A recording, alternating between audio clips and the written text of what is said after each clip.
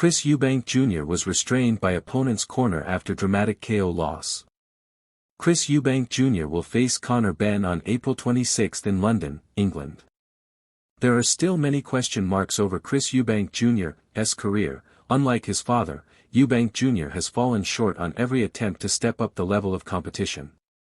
He met his first loss against Billy Joe Saunders, who went on to become a world champion, lost to George Groves in his penultimate fight, and lost to Liam Smith in 2023.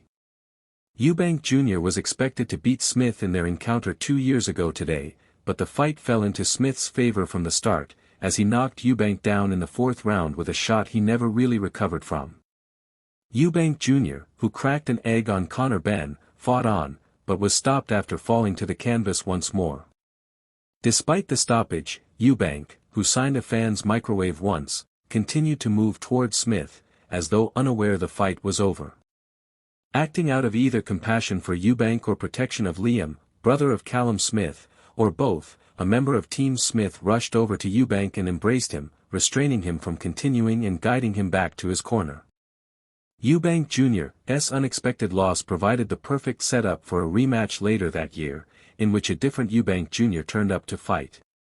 The Brit came prepared this time, and outclassed Smith, dropping him in round 4 and 10. Smith claimed to have an injury in his foot that prevented him to box how he'd hoped, and Eubank Jr. schooled the Liverpudlian on his way to a stoppage win in the 10th round.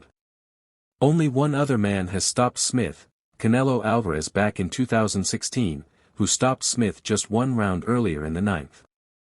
Eubank Jr. will face Conor Benn next. Benn was dropped twice in his 11th fight, and also has question marks hanging over him.